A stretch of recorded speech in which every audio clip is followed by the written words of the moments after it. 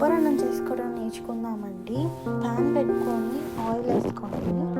అది olive oil కాబట్టి నేను ఎక్కువ కాగనివ్వలేదు. అందులో బిర్యానీ మసాలా వేసుకొని దాంతో పాటే జీడిపప్పు కూడా వేసుకొని రెండు కలిపి ఫ్రై చేసుకుంటాము.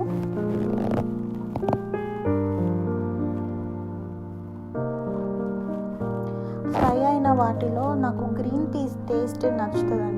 మీరు కూడా వేసుకోండి, కావాలంటే ట్రై చేయండి. గ్రీన్ పీస్, ఫ్రోజన్ పీస్ వేసుకొని మొత్తం కలిపి ఫ్రై చేసుకుంటా ఉన్నాను. అందులో జింజర్ గార్లిక్ పేస్ట్ వేస్తాను అనమాట. నాకైతే 2 tablespoons ginger garlic paste పట్టింది. అది మొత్తం పచ్చివాసన పోయే వరకు మీరు ఫ్రై చేసుకోవాలన్నమాట జింజర్ గార్లిక్ పేస్ట్.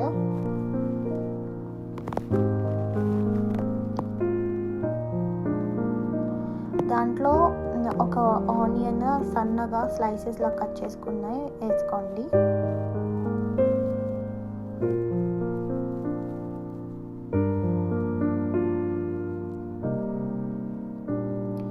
ఆనియన్ మగ్గాలంటే కొద్దిగా సాల్ట్ వేసుకోండి. సాల్ట్ వేసుకుంటే ఆనియన్ కొద్దిగా త్వరగా మగ్గుతుంది అనమాట. దాంట్లో పుదీనా, కొత్తిమీర కావాలంటే వేసుకోవచ్చు. నా దగ్గర పుదీనా నా చెట్టుది కాబట్టి చిన్న చిన్న ఆకులు వేసేస్తాను.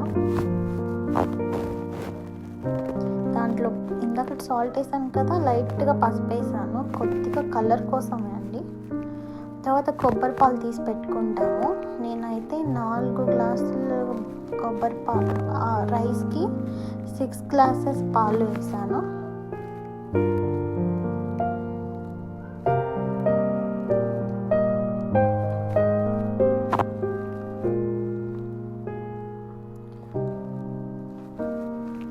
కొబ్బరి పాలు వేసి ఉప్పు చూసుకోవాలండి. ఎట్లా అంటే మన టేస్ట్ చూస్తే మనకి ఉప్పగా తగలాలన్నమాట. అప్పుడే రైస్కి సరిపోతుంది సాల్ట్. తర్వాత మూత పెట్టుకొని పాలను తెరలనివ్వాలి. ఇలా తెరలైన తర్వాత మనం కడిగి ఉంచుకున్న రైస్ని వేసేస్తాము. వేసేసి ఇంకా మూత పెట్టుకోవడమే. మొత్తం ఒకసారి కలుపుకొని మూత పెట్టుకొని మధ్యలో ఒకసారి పైనుంచి కిందకి కలిపేసుకొని మొత్తం సెట్ చేసేసుకొని సిమ్లో పెట్టేసి మూత పెట్టుకోండి. ఒక 20 minutes మీరు స్లోలో సిమ్లో పెట్టుకుంటే కొబ్బరి అన్నం తయారైపోతుంది.